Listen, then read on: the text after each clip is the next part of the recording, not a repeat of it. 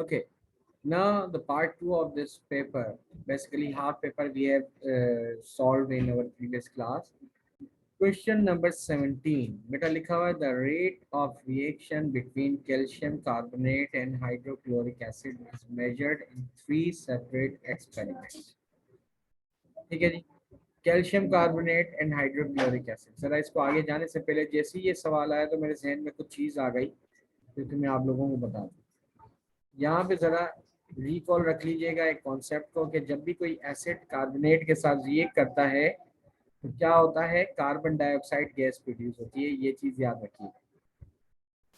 ठीक है, अब ये कह रहा है कि in experiment number 1 calcium carbonate is powdered and an excess hydrochloric acid is used. In experiment number 2 calcium carbonate is in lumps. Lumps का मतलब पहले के अंदर आपके पास पाउडर्ड इस्तेमाल किया गया है, ठीक है जी। दूसरे के अंदर लम्प्स यानी टुकड़ों की शक्ल में दिया गया है। तीसरे में आपके पास calcium carbonate in lumps but insufficient hydrochloric acid is use, लेकिन हाइड्रोक्लोरिक एसिड है वो कम यूज किया गया। The results of these experiments are shown। अब ये रिजल्ट्स यहाँ पे दिखाए गए। अब कह रहे हैं which statement is correct। Experiment number 1 is shown by curve x. पहली बात तो ये बेटा, ये कैल्शियम कार्बोनेट किस फॉर्म में आया है, पाउडर्ड की फॉर्म में आया है, ठीक है। अब पाउडर्ड मीन्स के इसका रेट ऑफ रिएक्शन जो होगा वो तेज होगा। मोर सरफेस एरिया तो रेट ऑफ रिएक्शन बढ़ जाता है। अब यहाँ पे आपके पास सरफेस एरिया ज्यादा होने की वजह से रेट ऑफ रिएक्शन ज्यादा होगा, ठीक है बेटा। अब यहाँ पे एक चीज याद रखिएगा, अब जब रेट ऑफ रिएक्शन ज्यादा हो रहा है और यहाँ से कार्बन डाइऑक्साइड गैस जो है वो इस सोल्यूशन में से निकल के यहाँ से बाहर जाने की कोशिश कर रही है, तो बेटा यहाँ पे क्या हो रहा है, रिमेंबर आपका मास ऑफ बैलेंस रीडिंग जो है वो कम होनी चाहिए और बहुत तेजी से नीचे की तरफ आनी चाहिए, ठीक है। यानी कि ये जो आपके पास जैसे जैसे कैल्शियम कार्बोनेट का मास रिड्यूस होता जाएगा और वो कार्बन डाइऑक्साइड में कन्वर्ट होता जाएगा तो मास जो है आपके पास सॉल्यूशन का कम हो जाएगा। तो ये बेसिकली एक्सपेरिमेंट नंबर 1 है, ठीक है। तो इसका मतलब ये हुआ कि आपके पास ये एक्सपेरिमेंट नंबर 1 ए तो हो गया गलत। अच्छा जी, अब ये कह रहा है experiment number 1 is shown by the curve Y, ये भी हो गया गलत। क्यों गलत हो गया बेटा, क्योंकि आपको मैंने बता दिया एक्सपेरिमेंट नंबर 1 जो है वो जेड को रिप्रेजेंट कर रहा है, ठीक है। अब यहाँ पे कह रहा है experiment number 2 is shown by Y and experiment number 3 is shown by curve Z. अब कर्व जेड जो है वो तो एक्सपेरिमेंट नंबर 1 को बता रहा है क्योंकि इसका रेट ऑफ रिएक्शन ज्यादा हुआ है।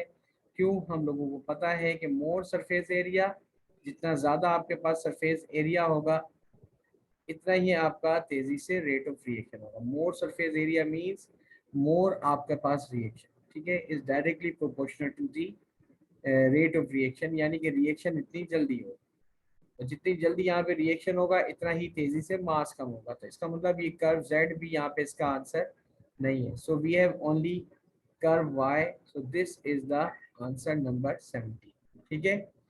अब हम आ जाते हैं क्वेश्चन नंबर 18 पे। यहाँ पे चीज बेटा वरीशा आपको समझ में आई, is that clear? Yes, sir. Okay, Faria, you have joined us. Thank you very much.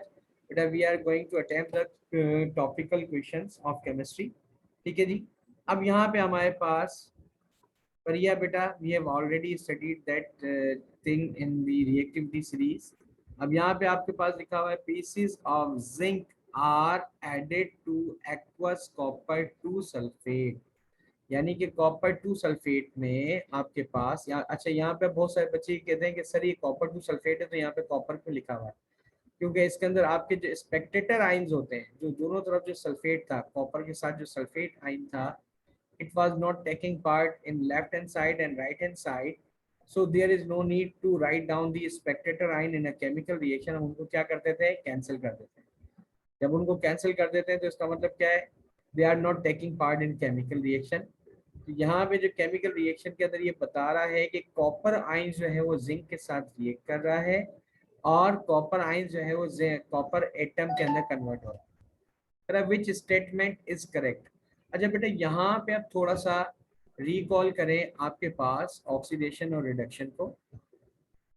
Oxidation और रिडक्शन, जरा एक एक सवाल के कॉन्सेप्ट यहाँ पे समझाने का मकसद ये है कि आप लोग यहाँ पे समझ सकें कि ऑक्सीडेशन और रिडक्शन किससे कहते हैं, और एक एक टॉपिक के साथ साथ आपके पास क्वेश्चंस आएंगे, क्योंकि हर सवाल में अगर आप उसका कॉन्सेप्ट समझ में आ जाएगा तो खुद ब खुद आपको ये चीज़ समझ में आ जाएगी। बेटा कोई भी केमिकल रिएक्शन जिनमें कुछ ये करेक्टरिस्टिक्स आप देखें तो वो ऑक्सीडेशन या रिडक्शन कहलाते हैं, और दोनों केमिकल रिएक्शन जब मिल जाए तो उनको हम क्या बोलते हैं, रिडॉक्स रिएक्शंस कहते हैं। अच्छा, एक जर्नल आपके पास ऑक्सीडेशन की डेफिनेशन है, वो क्या है आप लोगों ने पता है, आप लोगों के सिलेबस में है। Oxidation means the gaining of oxygen. ये ऑक्सीजन जो है मैं यहाँ पे लिख रहा हूँ OXY, और यहाँ पे एरो का निशान इस तरह से करके मैंने लिखा N। ठीक है, सिंबॉलिक लैंग्वेज में यहाँ पे आपको बताया था कि ऑक्सीजन जब इन होती है किसी केमिकल रिएक्शन में, that is called oxidation. Reduction इसके इनवर्स है, रिडक्शन इसका इनवर्स है, रेसिप्रोकल है। कि आपके पास अगर किसी भी केमिकल रिएक्शन के अंदर ऑक्सीजन जो है वो क्या हो जाएगी, वो आउट होगा या रिमूव होगा, that chemical reaction is called reduction. अच्छा जी, अब हम दूसरा यहाँ पे एक बात करते हैं। एक और आपके पास ये पॉइंट कहा गया था कि अगर किसी भी केमिकल रिएक्शन में अगर ऑक्सीजन इन ना हो रही हो, लेकिन अगर हाइड्रोजन आउट हो जाए, क्या आउट हो जाए, हाइड्रोजन अगर इसके अंदर से आउट हो जाए या रिमूव हो जाए, that is called reduction, oxidation. और रिडक्शन क्या होगा, इसका रेसिप्रोकल होगा, इनवर्स होगा, कि अगर किसी भी केमिकल रिएक्शन में हाइड्रोजन इन हो जाए, that is called reduction. Yes Fariya, you are right, लेकिन अभी हम पहले इसको पूरा प्रोसेस को समझेंगे फिर आगे चलेंगे। You are absolutely right. Okay, now बेटा लास्ट बट नॉट लीस्ट एक केमिकल और आपके पास जो सबसे मोस्ट एडवांस डेफिनेशन है ऑक्सीडेशन रिडक्शन की, कि अगर किसी भी केमिकल रिएक्शन में इलेक्ट्रॉन अगर रिमूव हो या इलेक्ट्रॉन जो है वो आउट हो जाए, that is called oxidation. Removal of electron that is called oxidation. और गेनिंग ऑफ इलेक्ट्रॉन, अगर किसी भी आपके पास इलेक्ट्रॉन जो है वो गेन हो रहा है, ये नेगेटिव चार्ज जो है अगर ये गेन हो रहा है या इन हो रहा है, तो दैट इज कॉल्ड रिडक्शन। अच्छा, अब इसी से ही एक एसोसिएटेड आपके पास चीज याद रखिएगा। लेट सपोज अगर एक सोडियम एटम है, अगर एक सोडियम एटम है और ये सोडियम आयन में कन्वर्ट हो रहा है, what does it mean, sodium one positive ion में कन्वर्ट हो रहा है, it means that it has lost one electron, इसने अपने अंदर से एक इलेक्ट्रॉन रिमूव किया है। तो जब भी इलेक्ट्रॉन रिमूव होता है तो सब्सटेंस के ऊपर क्या आता है, उसके कुछ ऑक्सीडेशन स्टेट्स या ऑक्सीडेशन नंबर्स आ जाते हैं। अब इसका ऑक्सीडेशन स्टेट यहाँ पे 0 था, अब इसका ऑक्सीडेशन स्टेट यहाँ पे क्या आ गया, प्लस हो गया, यानी कि ऑक्सीडेशन स्टेट जो है वो 0 से 1 यानी इंक्रीज हो रही है। ठीक है, ये 0 क्यों था, क्योंकि इसके अंदर नंबर ऑफ इलेक्ट्रॉन और प्रोटॉन दोनों ही इक्वल थे, है ना जी। आपके पास अगर सोडियम एटम में देखे जाए तो कितना इलेक्ट्रॉन है, ये 11 इलेक्ट्रॉन है, यानी आप इसको -11 लिख दें। और कितने प्रोटॉन है, 11 ही प्रोटॉन है, यानी +11 लिख दें। तो नेट चार्ज दोनों का क्या हुआ, नेट चार्ज दोनों का क्या हुआ, 0।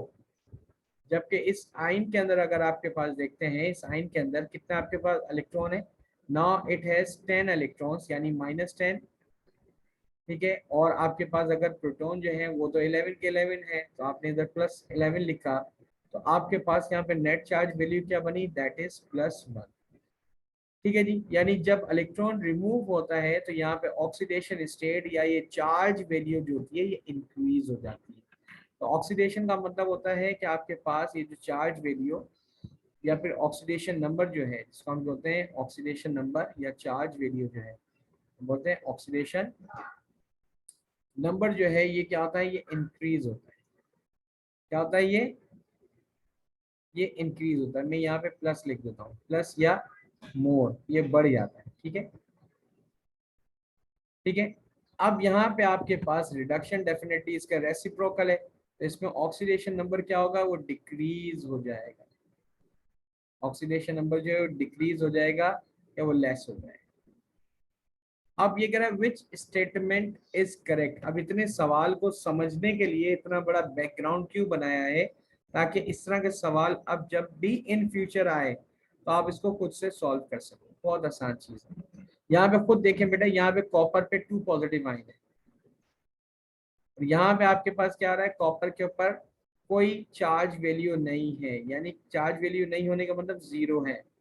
+2 से जीरो पे आ रहा है, तो यहाँ पे ऑक्सीडेशन नंबर इसका डिक्रीज हो रहा है। क्या हो रहा है, ऑक्सीडेशन नंबर डिक्रीज हो रहा है। अगर ऑक्सीडेशन नंबर डिक्रीज हो तो व्हाट डज इट मीन, इसका मतलब ये है कि इसके अंदर क्या हुआ है, इसमें रिडक्शन हुई है, यानी इसके चार्ज में कमी आई है। जबकि जिंक जो है ये जीरो था और जीरो से किस में कन्वर्ट हो गया, ये +2 के अंदर, तो इसके अंदर इंक्रीज आया है। इसके अंदर आपके पास क्या है, इंक्रीज आया है। तो यानी जिंक के अंदर हुई है ऑक्सीडेशन और कॉपर में हुई है रिडक्शन। ठीक है।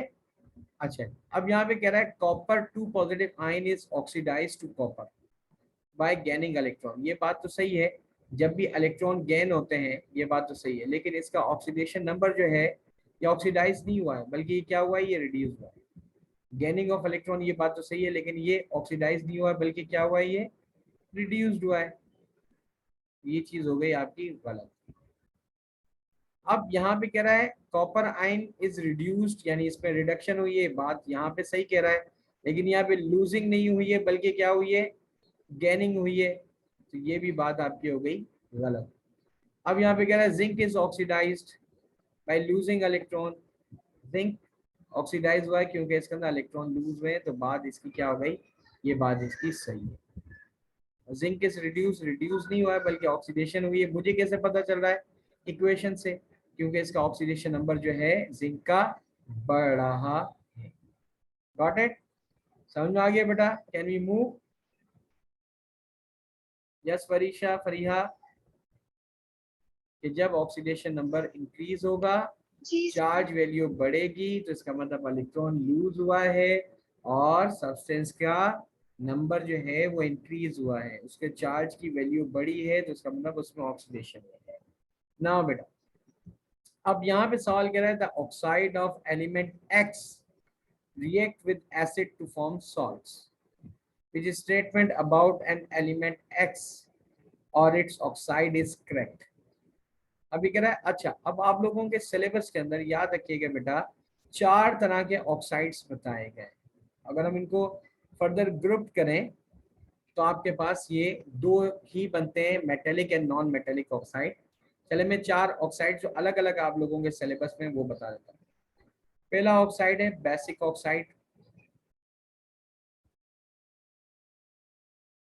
ठीक है, पहला ऑक्साइड है आपके बेसिक ऑक्साइड।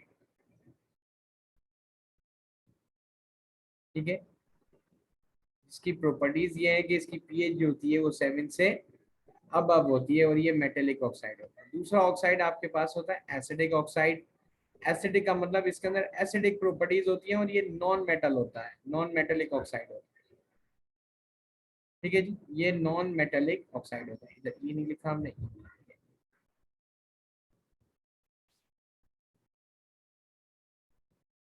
फिर हमारे पास क्या होता है, बेसिक ऑक्साइड हो गया और एसिडिक ऑक्साइड हो गया। फिर उसके बाद हमारे पास होता है एम्फोटेरिक ऑक्साइड।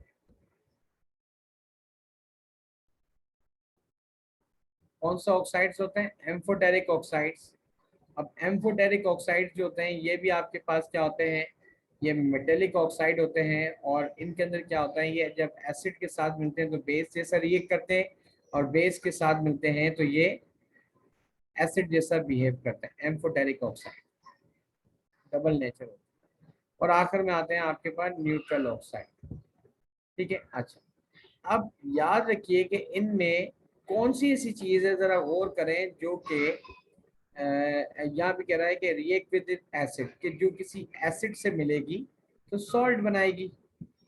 अब यहाँ पे बेटा सिर्फ 2 ही चीजें हैं ऐसी जो किसी एसिड से मिलके सॉल्ट बनाती है, यानी कि या तो बेस है, अगर बेस किसी एसिड से मिलता है तो क्या बनता है, बेस अगर किसी एसिड से मिलता है तो बनता है बेटा सॉल्ट एंड वाटर। ठीक है, एसिड एसिड से तो मिल नहीं सकता। और ये एम्फोटेरिक ऑक्साइड है, ये भी मेटल ऑक्साइड होता है, ये भी अगर किसी एसिड से मिलेगा तो ये सॉल्ट बनाएगा, और अगर बेस से मिलेगा तब भी ये सॉल्ट बनाएगा। ये एसिड से मिलेगा तब भी ये सॉल्ट बनाता है। ठीक है, और अगर ये किसी बेस से मिलता है तब भी ये सॉल्ट बनाएगा। और वाटर बना। तो यानी कि यहाँ पे सर मेरे पास दो ही चीजें आ रही हैं। अब गौर से देखें, ये बेसिक ऑक्साइड्स और ये एम्फोटेरिक ऑक्साइड होते हैं ना बेटा, ये दोनों के दोनों क्या होते हैं, ये बेसिकली होते हैं मेटल ऑक्साइड्स। ठीक है, कौन से होते हैं ये, मेटल ऑक्साइड्स होते हैं। और मेटल ऑक्साइड्स इन नेचर क्या होते हैं, ये होते हैं आयनिक कंपाउंड्स। कौन सी चीज होती है ये, आयोनिक कंपाउंड। जरा गौर करें कि आयनिक कंपाउंड्स का मतलब क्या हुआ, कि आयनिक कंपाउंड अगर सॉलिड होते हैं तो ये करंट पास नहीं कर सकते। अब यहाँ पे लिखा हुआ है x is a non metal, तो नॉन मेटल वाली बात तो हो गई गलत। ठीक है, अब ये कह रहा है the oxide is gas at room temperature and pressure. Oxide जो है, जो रूम टेम्परेचर और प्रेशर पे जो गैसेस होती है ना, वो एसिडिक ऑक्साइड्स होती है। ठीक है, ये बात भी हो गई गलत। तो ऑक्साइड इज ए कोवलेंट। ठीक है, और ऑक्साइड जो मेटल ऑक्साइड्स होते हैं वो आयनिक होते हैं, ये बात भी गलत हो गई। तो बाकी हमारे पास क्या रह गया, एक्स रह गया, यानी कि ये वो ऑक्साइड्स हैं जो कि, यस, यस फरिया, वेरी गुड, जो कि करंट पास कर सकते हैं। You know that ionic compound can pass the electric current in fused form, is fluid form, या फिर ये लिक्विड स्टेट के अंदर या एक्वस फॉर्म के अंदर ये करंट पास कर सकते हैं। ठीक है जी। अब यहाँ पे नेक्स्ट क्वेश्चन है नाइट्रोजनस। ठीक है, ये चीज क्लियर हुई बेटा, कैन वी मूव फर्दर।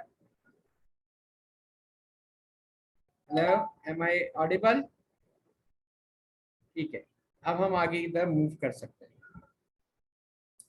अब यहाँ पे लिखा है nitrogenous fertilisers promote plant growth and crop yield, which compound contained a greatest mass of nitrogen in 100 gram of fertilizer.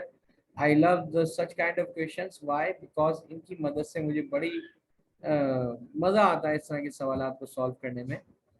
यहाँ पे आपको कह रहा है which compound contains the greatest mass of nitrogen in 100 gram of fertilizer. बेटा potassium nitrate. जरा अब यहाँ पे हम क्या करते हैं, हम पीरियोडिक टेबल भी निकाल लेते हैं, क्योंकि आई नीड पीरियोडिक टेबल। ठीक है, अब पीरियोडिक टेबल मुझे क्यों चाहिए, पीरियोडिक टेबल बेटा मुझे इस वजह से चाहिए क्योंकि इस पीरियोडिक टेबल की मदद से I can calculate the molecular mass और ये बाकी चीजें मैं यहाँ पे कर सकता हूँ। अब ये थोड़ा सा और बेहतर वाला निकाल लेते हैं।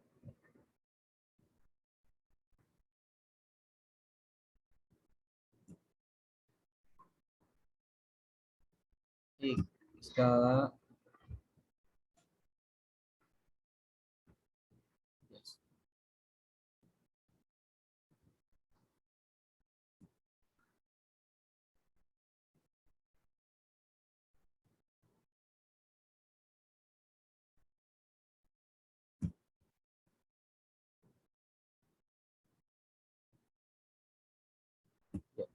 ये बड़ा अच्छा सा इंटरेस्टिंग सा है और इसको मैंने यहाँ पे आ गया। ठीक है बेटा,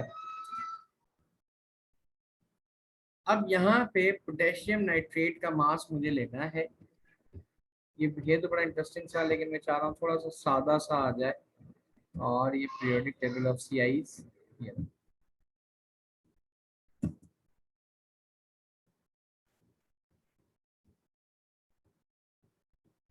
ये ज्यादा अच्छा। पोटेशियम का मास अगर आपके पास देखें तो पोटेशियम का मास आ रहा है 39, ये लिखा हुआ है यहाँ। ठीक है, अभी 39 मास है इसका, तो पोटेशियम नाइट्रेट में जरा पहले इसका 1 मोल का मास निकाल लूँ। 39, नाइट्रोजन यहाँ पे 14 टाइम्स यूज हुआ है, इसका मास 1 एटम का है तो 14 हो गया। और 16 3 ज़ा 48, क्योंकि ऑक्सीजन का मास 16 होता है, मल्टीप्लाई बाय 3 तो 48। इन सबको मैंने यहाँ पे देखें किया प्लस। ठीक है, नाउ लुक एट हियर, मैं इनको प्लस कर लूँ तो मुझे पता चल जाएगा आपके पास 39 प्लस 14 प्लस 48, इसका मास क्या बन रहा है 101। इसका मास आपके पास तकरीबन बन रहा है 101 ग्राम। इस 101 ग्राम के अंदर अगर मैं 100 ग्राम ऑफ फर्टिलाइजर, अभी मैं देख लेता हूँ इसको, तो कोई इतना बड़ा मसला नहीं, मुझे तो परसेंटेज निकालूंगा मुझे सबसे आराम से पता चल जाएगा कि किस में नाइट्रोजन की परसेंटेज सबसे ज़्यादा है। अब इसमें अगर आपके पास देखें कि इस 101 में नाइट्रोजन जो है वो कितनी है, अल्लाह आपका भला करे, दैट इज 14 ग्राम, ठीक है ना। यानी कि आपके पास 14 ग्राम नाइट्रोजन जो है वो यूज हुई है इन 101 ग्राम में। तो इसको हम कर लेते हैं बैलेंस।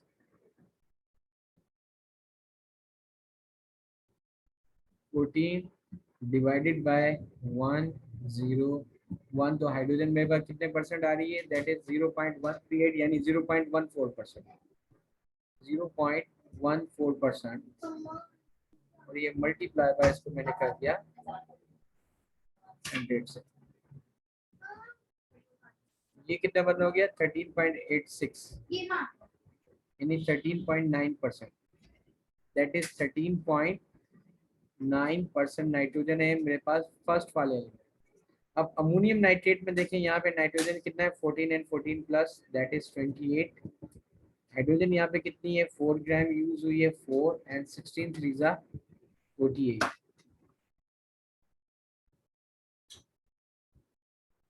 ठीक है बेटा, तो अब जरा यहाँ पे देखते हैं आप 28 और 4 ये होते हैं, अल्लाह वाला करे आपके पास 32 और प्लस 48 से अबाउट 80, यानी इस 80 ग्राम के अंदर अगर मैं नाइट्रोजन की परसेंटेज देखूं तो कितनी होगी मेरे बच्चे, यानी कि 28 ग्राम नाइट्रोजन यूज हुई है इन 80 ग्राम। ठीक है, एंड मल्टीप्लाई बाय उसको 100 कर दें, यानी कि 28 डिवाइड बाय 80, 28 डिवाइडेड बाय 8080, जो भी आपके भाई 35% है, मल्टीप्लाई बाय इसको मैंने 100 किया, ये कितने परसेंट बना 35%। इसका मतलब तो ये हुआ कि अमोनियम नाइट्रेट के अंदर पर अपना नाइट्रोजन ज्यादा इस्तेमाल हुई है, तो इसका मतलब ये है कि ये ऑप्शन ए तो हो गया गलत। ठीक है, अब ऑप्शन सी पे आ जाते हैं हम। अब अमोनियम सल्फेट है, अब यहाँ पे आपके पास भी नाइट्रोजन का मास कितना है, नाइट्रोजन 2 यूनिट्स इस्तेमाल हुए हैं, एक एटम का मास 14 होता है, तो 2 का हो गया 28 हो गया, और हाइड्रोजन यहाँ पे आपके पास कितने 4 2 8 यूनिट हाइड्रोजन के हैं। ठीक है, 1 हाइड्रोजन मास 1 होता है तो 8 का 8 ही हुआ। सल्फर का आपके पास एक यूनिट है जिसका मास होता है 32, और ऑक्सीजन के 4 यूनिट्स हैं जिसका मास होता है, ऑक्सीजन के एक यूनिट का मास है 16, तो 4 यूनिट कितने हो गए 64, 16। ठीक है, 16 4 64। अब जरा मैं इसका भी टोटल मास ले लेता हूँ बेटा, एक एक सवाल बेटा मैं यहाँ पे इस वजह से करके दिखा रहा हूँ ताकि आप लोगों को इजी रहे। 28 प्लस 8 प्लस 32 प्लस 64, तो बेटा ये आ रहा है 132, यानी इसका टोटल मास आ रहा है 130। अच्छा मैं इसको यहाँ पे देख चेक कर लेता हूँ बेटा कि इस 132 में 28 ग्राम नाइट्रोजन है, डेफिनेटली तो मास इसका 28 divided by 132 multiply by 100, 28 divided by 132 multiply by 100, it's about 21.21%, यानी कि ये हो रहा है 21% के करीब।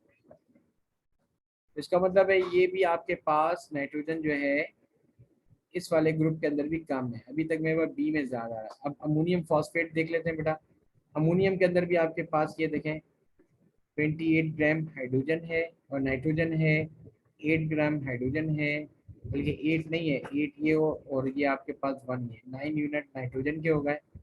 फॉस्फोरस का आपके पास देख लें, फॉस्फोरस का आपके पास कितना होता है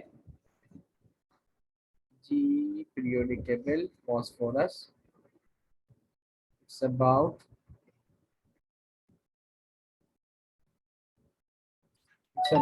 30 के करीब जो है फॉस्फोरस का मास है। तो आपके पास दैट इज 30 यूनिट्स हो गए फॉस्फोरस के, और 16, और ये आपके पास हो गया 64, यानी इसका भी मास अगर मैं देख लूँ तो आपके पास अगर कैलकुलेट करें, देखिए कोई जल्दी नहीं करनी, मैंने आपको पहले भी कहा था कि शुरू के आपके पास जो क्वेश्चंस होंगे उनमें आपको कम टाइम लगेगा और आपके पास जैसे जैसे आगे बढ़ेंगे टाइम आपको ज़्यादा लगेगा, तो आपने शुरू में अपना टाइम जो है वो सेव करना है। ओके, फरिया ने मुझे कोई मैसेज किया है, I am just going to check it here. ठीक है बेटा, गिव मी अ मिनट। 131 ग्राम, 131 यानी कि 28 ग्राम नाइट्रोजन जो है वो 131 ग्राम के अंदर है।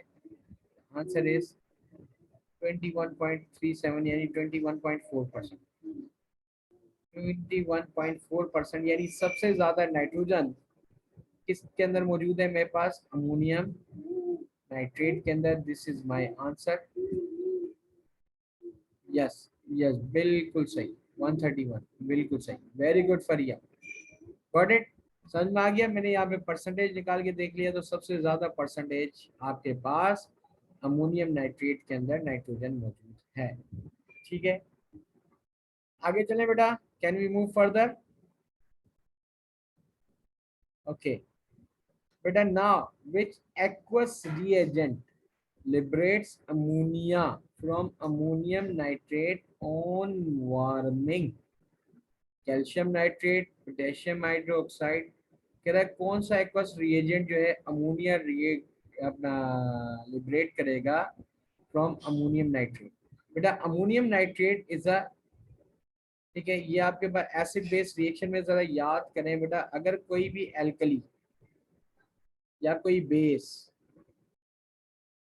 अगर अमोनियम कंपाउंड के साथ रिएक्ट करता है, अगर अमोनियम कंपाउंड के साथ रिएक्ट करता है, तो वो क्या प्रोड्यूस करता है? वो तीन चीजें प्रोड्यूस करता है। एक होता है salt,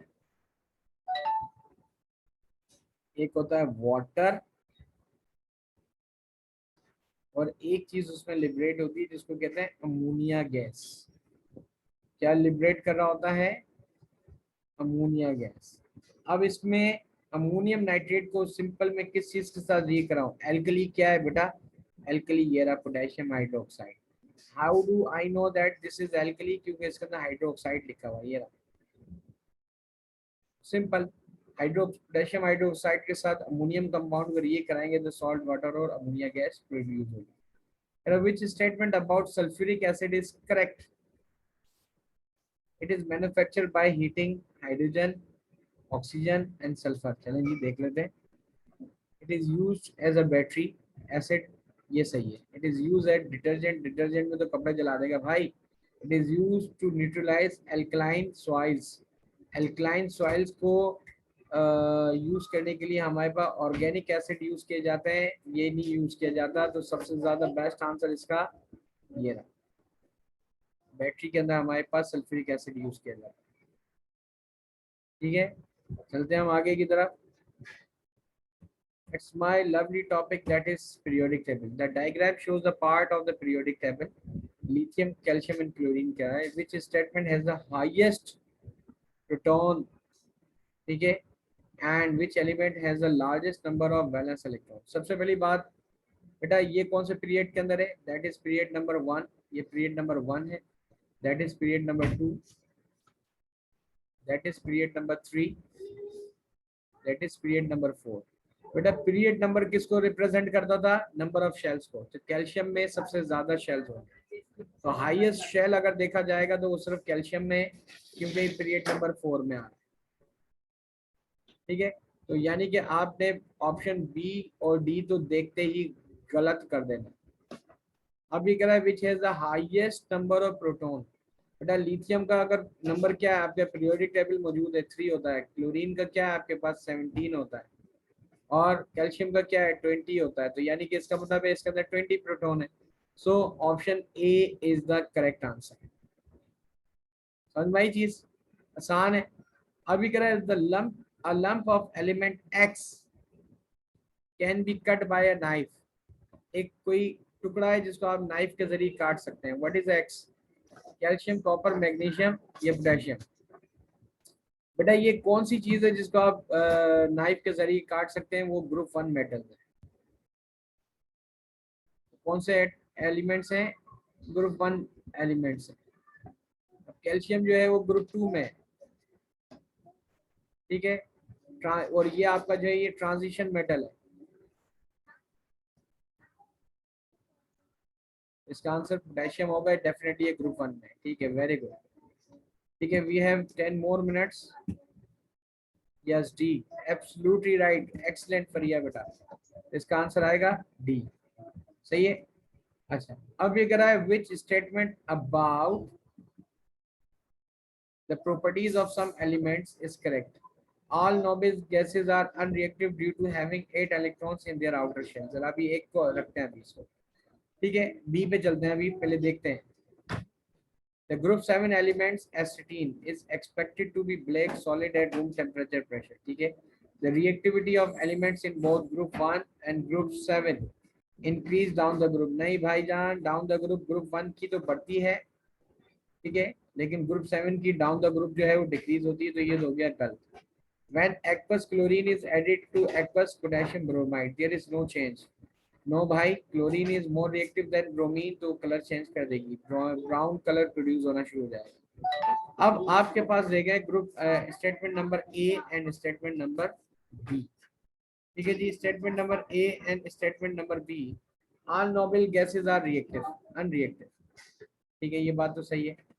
due to having 8 electrons in their outer shell. अगर ऐसी बात है तो भैया आपके पास एक नोबल गैस है जिसका नाम है हीलियम, और हीलियम में होते हैं 2 इलेक्ट्रॉन और एक ही नोबल गैस होता है। इनके तो आउटर मोस्ट शेल के अंदर आपके पास क्या हुआ, ओनली।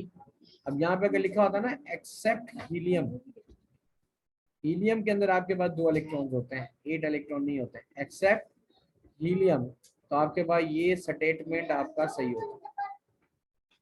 तो ये गलत हो गया, आपके पास रह गया क्या, और आपके पास अगर डाउन द ग्रुप आए, ग्रुप 7 का जो डाउन द ग्रुप अगर केमिकल प्रॉपर्टीज देखें, उसकी केमिकल प्रॉपर्टीज में क्या हो रहा था, उसका जो कलर है वो डार्कर होता जा रहा था। जैसे फ्लोरीन जो है लाइट येलोइश या लाइट ग्रीनिश कलर की है, क्लोरीन जो है, फ्लोरीन के बाद क्लोरीन जो है वो ग्रीनिश कलर की हो जाती है, ब्रोमीन जो है ब्राउन कलर होता है, फिर आयोडीन जो है पर्पलिश ब्लैक होता है, और एसिटीन जो होता है वो प्योर ब्लैक होता है। तो इसका स्टेटमेंट नंबर बी सही है। अच्छा जी, अब आ जाते हैं हम किस पे, क्वेश्चन नंबर 26 पे। आई लव दैट क्वेश्चन, जो स्ट्रक्चर्स के आते हैं ना, ठीक है जी। क्या करें, which diagram shows a structure of an alloy. बेटा ये किस चीज का स्ट्रक्चर है, आंख बंद करके यहाँ पे मैं लिखूंगा ग्रेफाइट, ठीक है। ये किस चीज का स्ट्रक्चर है, ग्रेफाइट का। ये किस चीज का स्ट्रक्चर है, अगर आप गौर से देखें तो ये किसी आयनिक कंपाउंड का है, क्योंकि आयनिक लेटस बना रहा है, ठीक है। और ये किस चीज का स्ट्रक्चर है, ये किसी मेटल का स्ट्रक्चर है। बिल्कुल फरिया, आपने आंसर दे दिया इसका ए। लेकिन आप एलॉय है, alloy is a mixture impure substance, तो इम्प्योर सब्सटेंस यहाँ पे आपको क्या नजर आ रहा है, दैट इज ए। एलॉय जो होता है मेटल और किसी नॉन मेटल या अदर मेटल का मिक्सचर होता है। This is the answer. Fariya ने भी यही लिखा है, यस, वेरी गुड फरिया। बेटा वरीशा आर यू देयर, मुझे आपकी आवाज काफी देर से नहीं आई। विच एलिमेंट, जी। ठीक है, समझ में आ रही है चीजें, जी sir. okay, which element can only be extracted from its ore using electrolysis। हम सिर्फ इलेक्ट्रोलिसिस के जरिए ही निकाल सकते हैं, उसको रिफाइन कर सकते हैं। बेटा नहीं, कैल्शियम को हम बगैर इलेक्ट्रोलिसिस के लिए ये भी कर सकते हैं, ठीक है। इसके अंदर आपके पास सिल्वर की तो हमें जरूरत ही नहीं होती इलेक्ट्रोलिसिस की, क्योंकि ये अनरिएक्टिव है, ठीक है। तो आपके पास लेड भी यही आ गया, तो बाकी हमारे पास क्या रह गया, सिर्फ और सिर्फ ये आ गया कॉपर, क्योंकि कॉपर जब निकलता है तो उसके अंदर आपके पास कॉपर ऑक्साइड की फॉर्म में होता है, ठीक है। तो आप उसको क्या करते हो, इलेक्ट्रोलिसिस की मदद से आप कॉपर को अलग कर लेते हो, या कॉपर ऑक्साइड की फॉर्म में होगा या कॉपर क्लोराइड की फॉर्म में होगा। तो यहाँ पे आराम से आप इसको इलेक्ट्रोलिसिस की मदद से आप इसको जो अपना प्यूरिफाइड कर सकते हो। इसका आंसर क्या है, ए भी नहीं है। अरे हमने पढ़ा था ना इलेक्ट्रोल अपना refining of copper by electrolysis, copper हो गया, एल्युमिनियम हो गया, ये वो चीजें हैं जिनको आप इलेक्ट्रोलिसिस की मदद से आराम से रिमूव कर सकते हो। या तो कॉपर भी आ सकता है, ठीक है ना, इसकी ओर में से, और में से कॉपर को हम इलेक्ट्रोलिसिस की मदद से आसानी के साथ रिएक्ट करा के निकाल सकते हैं। The equation shows the reaction takes place in the blast furnace, in which reaction is an acidic impurity present in an ore removed. किस रिएक्शन के अंदर एक एसिडिक इम्प्योरिटी जो है वो रिमूव की जाती है। अब इसमें आपके बाप खुद देखें, ये कैल्शियम कार्बोनेट क्या है, ये सॉल्ट, ये सिलिकॉन ऑक्साइड है, ये बेसिक ऑक्साइड है ना बेटा, ये मेटल के अंदर ही हम इसको रिगार्ड करते हैं, ठीक है, बेसिक ऑक्साइड। तो ये तो हो नहीं सकता, ये आयरन ऑक्साइड है और एक कार्बन मोनोऑक्साइड है। अब बेटा carbon dioxide and carbon impurity जो है, in which reaction an acidic impurity, यानी एक एसिडिक इम्प्योरिटी है जिसको रिमूव किया जा रहा है, प्रेजेंट इन और रिमूव्ड। अब कार्बन ऑक्सीजन मिलकर कार्बन डाइऑक्साइड बना रही है। अच्छा, आपको पता है कि कार्बन डाइऑक्साइड जो है ये आपके पास क्या होता है, ये एसिडिक ऑक्साइड कहलाता है। तो अब यहाँ पे गौर से देखें, कार्बन डाइऑक्साइड न्यूट्रल ऑक्साइड में कन्वर्ट हो रहा है, तो इसका आंसर है वो बी है, ठीक है। और यहाँ पे देखें, ये कार्बन डाइऑक्साइड बन रहा है, यहाँ कार्बन डाइऑक्साइड बन रहा है, यहाँ कार्बन डाइऑक्साइड बन रहा है। कार्बन डाइऑक्साइड जो है वो एसिडिक ऑक्साइड है, वो एसिडिक ऑक्साइड है ना, नॉन मेटल का एसिडिक ऑक्साइड है। अब गौर करें, ये ए सी और डी के अंदर कार्बन डाइऑक्साइड बन रहा है, जबकि हमें यहाँ पे इसको रिमूव करना है। तो एक ही केमिकल रिएक्शन है जिसमें रिमूव हो रहा है कार्बन डाइऑक्साइड, और वो है ऑप्शन नंबर बी। अब ऑप्शन नंबर, ऑप्शन क्या, ठीक है बेटा। अब 29 पे चलते हैं, थोड़ी देर में ये मीटिंग मेरी खत्म होने वाली है, ठीक है। अब यहाँ पे कह रहा है which diagram correctly shows the conditions necessary for the rusting of iron and also the metal that can be used to prevent rusting by sacrificial protection. Sacrificial का आपको पता है ना, कि आयरन से ज्यादा जो चीज रिएक्टिव होगी, लाइक जिंक वगैरह या मैग्नीशियम वगैरह, उसको इसके साथ रिएक्ट करा देता है। यहाँ पे कह रहा है सिर्फ ऑक्सीजन मौजूद है, बेटा ऑक्सीजन तो नहीं, हमें रस्टिंग में हमेशा ऑक्सीजन और वाटर दोनों ही चाहिए होते हैं। अब कॉपर जो है वो आयरन से कम रिएक्टिव है, तो ये तो आंसर होगा नहीं। अब ये इसका आंसर होगा, क्योंकि ये दोनों चीजें किसके लिए चाहिए, रस्टिंग के लिए। और ये मैग्नीशियम जो है कॉपर से ज्यादा, आयरन से ज्यादा रिएक्टिव है, तो ये मैग्नीशियम रस्ट हो जाएगा और आयरन रस्ट नहीं होगा। डी आई थिंक नहीं, Fariya you are absolutely right, D ही आंसर है इसका। Question number 30. In the electrolysis of molten aluminum oxide, which statement is correct? The molar ratio of, अच्छा अब ये पूरा एक ऐसा प्रोसेस है जिसके अंदर आपके पास एल्यूमिनियम ऑक्साइड जो है, ये कह रहा है कि एल्यूमिनियम टू ऑक्सीजन जो है वो कितनी होती है। अगर आप होल से देखें, एल्यूमिनियम ऑक्साइड जो होता है वो Al2O3 की फॉर्म में होता है। जब इसको आप इलेक्ट्रोलाइज करते हैं तो 2 मोल्स ऑफ एल्यूमिनियम अलग हो जाते हैं, ठीक है, और ऑक्सीजन अलग होता है। जरा इसको आप रेशियो अगर निकालें तो ये होता है, अगर ये 2 है तो इसको मैंने कर दिया 2 to the 4, इसको बैलेंस किया, ये 4 हो गया, ये 3 हो गया, तो ये होता है 4:3। लेकिन बड़ी मजे की बात पता है क्या है, ये जो ऑक्सीजन एल्यूमिनियम ऑक्साइड में प्रोड्यूस हो रही होती है ना, ये वहां पे ग्रेफाइट के साथ रिएक्ट कर जाती है और कार्बन डाइऑक्साइड बना लेती है, क्योंकि इतना ज्यादा ये हाईली एक्सोथर्मिक रिएक्शन होती है। अच्छा, अब यहाँ पे इन्होंने कहा एल्यूमिनियम 3:4 तो नहीं हो सकता, 4:3 हो सकता है, ये आंसर आ रहा है। तो 3:4 और 1:2, ये तो वैसे ही आंसर आपके हो गया गलत, ठीक है। अब ये कह रहा है ऑक्सीजन जो होती है वो होती है नेगेटिव, ये कांट डेफिनेटली प्रोड्यूस होगी एट एनोड, और reduction occur at cathode. Reduction किसे कहते हैं, रिडक्शन हम किसे कहते हैं, अभी अभी हमने ऊपर पढ़ के आए हैं, रिडक्शन किसे कहते हैं कि गेनिंग ऑफ इलेक्ट्रॉन, जबकि ऑक्सीजन जो होती है वो अपने अंदर से इलेक्ट्रॉन जो है वो लूज कर रही होती है, ठीक है ना। तो यहाँ पे oxygen gas is form at the anode, ये इसका आंसर है, ठीक है मेरे बच्चे, यस सी आंसर इसका। हम इसको 30 तक ही रखते हैं, इंशाल्लाह कल हम इसको कंप्लीट करेंगे। आज मैं इसकी जो डिटेल्स हैं वो अपलोड कर दूंगा यूट्यूब पे भी, और आप लोगों को ये पूरा लेक्चर में इसका भेज भी दूंगा। पहले आखिरी सवाल देखते हैं, अगर टाइम इसका है। Which row correctly compares carbon dioxide and methane, both contain carbon. Yes, carbon dioxide भी कार्बन होता है, इसमें मीथेन होता है, तो ये ऑप्शन